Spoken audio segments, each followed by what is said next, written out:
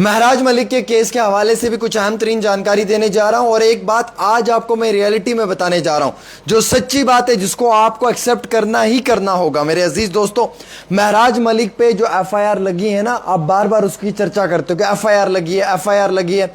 आपको मालूम है वो कोई एफआईआर जो उस पर लगी है वो कोई रेप की एफआईआर नहीं लगी है, कोई मर्डर की एफआईआर नहीं लगी है, किसी औरत के साथ छेड़छाड़ की एफआईआर नहीं लगी है, किसी जो अपराध संगीन जुर्म है उसकी एफआईआर नहीं लगी है, बल्कि कहीं पे हॉस्पिटल में डॉक्टर्स एप्रन नहीं पहन रहे, कोट नहीं पहन रहे, उनको कोट पहनने के लिए कहा तो एफआईआर लगा दी।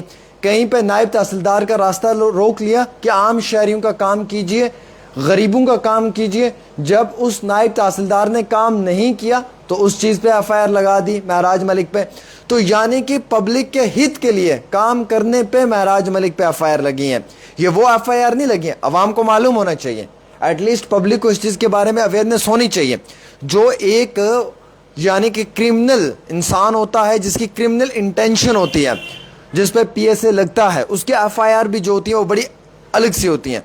उस पर ड्रग माफिया की एफआईआर लगी होती है, ड्रग पेडलर वाली एफआईआर लगी होती है, उस पर ख़वातीन के साथ छेड़छाड़ रेप की एफआईआर होती है, उस पर मर्डर की एफआईआर होती है, उस पर ब्लैकमेलिंग की एफआईआर होती है, उस पर किडनैपिंग की एफआईआर होती है, उस पर जो है वो गैर कानूनी तरीके से, इलीगल तरीके से जो है वो कहीं पे जो है वो किसी भी इंसान को किडनैप या उसके ऊपर जुल्म या गुंडागर्दी करने की कोशिश की हो, उस तरीके की एफआईआर होती हैं। लेकिन महराज के केस में टोटली डिफरेंट है।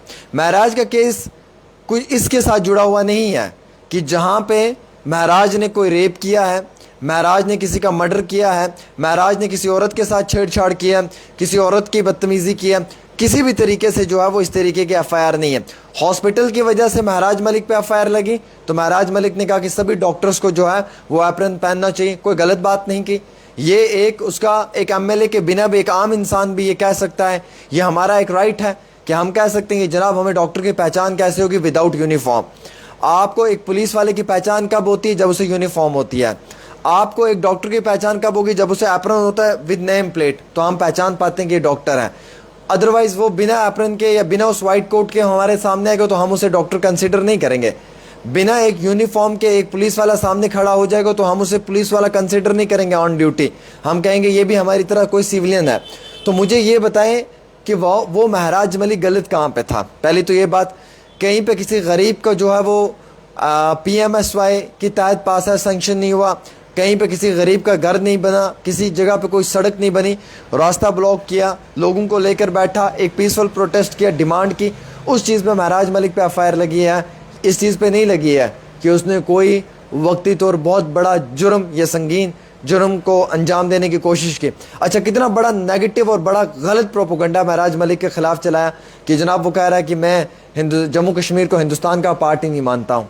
अच्छा, जब वो वीडियो सामने निकल कर आई उसमें क्लियर लिखा हुआ है, उसमें क्लियर सामने नज़र आता है कि वो कह रहा है कि क्या जम्मू कश्मीर हिंदुस्तान का हिस्सा नहीं है। वो भी अपनी स्पीच में बता रहा है, वो एक पूरी स्पीच है 10 मिनट की जिसे वो एक्सप्लेन कर रहा है और उस स्पीच के दौरान वो असदुद्दीन ओवैसी को लेकर बात कर रहा है और बाकी सारी चीज़ों पे वो जो क्या है उसे काट दिया, बाकी सारी चीज़ों के ऊपर जो है वो एक प्रोपोगंडा बना दिया। आप एक इंसान के खिलाफ इतना प्रोपोगंडा बना रहे हैं, आप एक इंसान को इतना दबाने की कोशिश कर रहे हैं, आप इस पूरे केस को गलत नैरेटिव देने की कोशिश कर रहे हैं, आप इस पूरे केस को जो वो गलत दिशा में लेके जाने की कोशिश कर रहे हैं। बार बार मैं देख रहा हूँ एक ही चीज़ बोली जा रही, जनाब उस पर एफआईआर लगी है।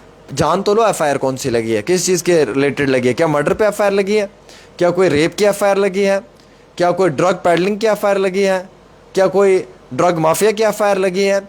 सीरियस सोसाइटी जो थ्रेट के लिए होती है वो होती है एक गलत इंसान जो गलत एक्टिविटी में इन्वॉल्व हो, जैसे ड्रग माफिया हो, जैसे मिलिटेंसी के केसेस में इन्वॉल्व हो, जैसे मर्डर करने वाला हो, चार्ज शीटर हो जिसने कई सारे मर्डर किए हों, रेपिस्ट हो जो औरतों के साथ बदरवैया अख्तियार करता हो, किडनैपिंग करने वाला हो, या कोई बहुत बड़ी डकैती करने वाला इंसान हो। इस तरीके की कोई भी चीज़ महराज मलिक पे साबित नहीं हुई। बहरहाल महराज मलिक के इस केस में 2-3 चीज़ें बड़ी क्लियर हुई हैं। वजाहत के साथ कि जिन लोगों ने इसे नेगेटिव नैरेटिव या नेगेटिव प्रोपोगंडा बनाकर पब्लिक डोमेन में लाने की कोशिश की है, आज वो लोग खुद ये महसूस करते हैं कि कहीं ना कहीं महराज मलिक जो है वो अदल और इंसाफ की लड़ाई लड़ने के लिए बात कर रहा था। और दूसरी बात ये कि महराज के केस में कई सारे लोग बार बार कॉल्स करके पूछ रहे हैं कि सर क्या अपडेट है। तो मैं क्लियर बताना चाहूँगा कि जो महराज के केस में अपडेट है वो उनकी जो लीगल टीम है उसके पास है, हमारे पास इतना ज़्यादा नहीं है। बट इस प्रोसेस में समय ज़रूर लगेगा, वक्त ज़रूर लगेगा। कितना वक्त लगेगा वो हम नहीं कह सकते हैं, लेकिन हाँ वक्त ज़रूर लगेगा। अगर मैं ये ज़रूर कह रहा हूँ कि वक्त ज़रूर लगेगा तो इसका मकसद कि वक्त जो है वो लग सकता है, और इस केस में वक्त जो है वो ज़रूर लग सकता है। तो ये जो मैंने आपको कहानियाँ बताई हैं, ये जो मैंने आपके आगे कुछ चीज़ें बताई हैं, तो मैं आपको मालूम करने की कोशिश करवा रहा हूँ। अब जो महराज की सोच के एंटी लोग हैं वो तो गलत कमेंट्स करेंगे। अब यहाँ पे देखिए, हम हिंदू मुस्लिम की तो बात नहीं करेंगे, लाखों लोग ऐसे भी हैं मुसलमान जो अदल और इंसाफ को का साथ देते हैं। लाखों ऐसे भी मेरे हिंदू भाई हैं जो इंसाफ और हक़ की लड़ाई लड़ते हैं, और कई सारे ऐसे भी लोग हैं जो गलत का साथ देते हैं। तो हर जगह पे गलत का साथ देने वाला कुछ चंद लोग होते हैं। हमें उन चंद लोगों को इग्नोर करना है, हमें उन लोगों को देखना है कि जो लोग सच कहते हैं, जो सच का साथ देते हैं। अगर सड़क मांगना जुर्म है, हॉस्पिटल मांगना जुर्म है, गरीब का हक मांगना जुर्म है, तो मुझे लगता है कि उस कैटेगरी में सबसे बड़ा मुजरिम मैं भी हूँ। अगर किसी की अदल और इंसाफ की बात करनी है, सरकार को तनकीद का निशाना बनाना है, वक्ती तौर सरकार से गरीबों के लिए मदद फराहम करनी है, तो अगर आप उसे मुजरिम कहते हैं तो सबसे बड़ा मुजरिम मैं भी हूँ।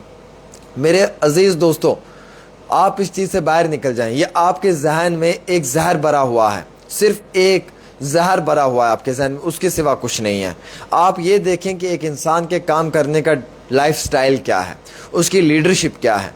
अगर अदल और इंसाफ की लड़ाई लड़ने वाला कोई भी आम शायरी आएगा ना, तो मैं उसका साथ देने के लिए तैयार हूँ। सिर्फ शर्त इतनी है मेरी कि वो हक़ की लड़ाई लड़ें, और हक़ की लड़ाई लड़ने वाले बहुत कम लोग बचे हैं आज के समय में।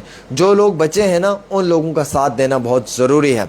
महराज मलिक के हवाले से मैं ये जानकारी देना चाहता हूँ कि फ़िलहाल उनके केस में बड़ा वक्त लग सकता है, और बाकी सारी चीज़ें जो हैं वो वक्त के साथ साथ क्लियर हो सकती हैं। महराज ने उमर अब्दुल्ला को भी अपनी रिक्वेस्ट की है जेल से कि जो फ्रूट ग्रोवर्स हैं उनको कंपनसेशन दी जाए, जम्मू श्रीनगर कौमी शहरा को फौरी तौर जो है वो ओपन किया जाए। और उन्होंने ये भी रिक्वेस्ट की है कि डोडा कॉन्स्टिट्यूंसी के लोगों से जाकर उमर साहब मिले, उनके दुख दर्द और तकलीफ़ को समझने की कोशिश करें। फ्लैश फ्लड के दौरान में जिन लोगों का नुकसान हुआ है उन लोगों के घरों तक पहुँचे और उनकी इमदाद करें। अब आप कहेंगे कि महराज ने जेल से बैठकर ये बात कैसे बोल दी, क्योंकि उनके ही लीगल काउंसिल जो हैं एडवोकेट अप्पू सलाथिया जी, वो उनसे मिलने गई थी, तो ये बातें उन्होंने उन्हें कही, और अप्पू सलाथिया जी ने इन बातों को जो वो सोशल मीडिया पे ऑन एयर किया। उसके बाद ही हमने इसकी वजाहत करके आप तक इस बात को पहुंचाने की कोशिश किया। फ़िलहाल महराज की कुछ FIR थी, उनमें भी मैं आपको बताऊंगा कि जो हमें मालूम चला है 4 FIR जो हैं वो ख़त्म हो चुकी हैं, 8 FIR जो हैं वो इन्वेस्टिगेशन पे हैं, 6 FIR का ट्रायल चल रहा है। तो ऐसे ही उनकी जो FIRs हैं वो कुछ इसी तरीके की हैं। बाकी अभी तक उन्हें कहीं पे ये नहीं प्रूव किया है किसी भी जगह पे कि वो बहुत बड़े मुजरिम हैं, उनसे सोसाइटी को सीरियस थ्रेट है, वो सोसाइटी के लिए एक बहुत बड़ा थ्रेट बन सकते हैं। अगर वो सोसाइटी के लिए थ्रेट होती तो सोसाइटी के लोग खुद घरों से 40-50 किलोमीटर पैदल उसके लिए निकलकर अदल और इंसाफ की मांग ना करते। तो मेरे अजीज़ दोस्तों, आपको कहानियों पे विश्वास नहीं करना है, आपको रियलिटी और फैक्ट्स पे विश्वास करना है। जो रियलिटी है वो मैं आपके सामने लेकर आया हूँ, और जो फैक्ट्स हैं वो मैंने आपके सामने पेश किए हैं। इसके बाद आपकी जो भी राय रहेगी वो मेरी सर आंखों पर रहेगी। एक छोटी सी रिपोर्ट आमिर सुहेल के साथ।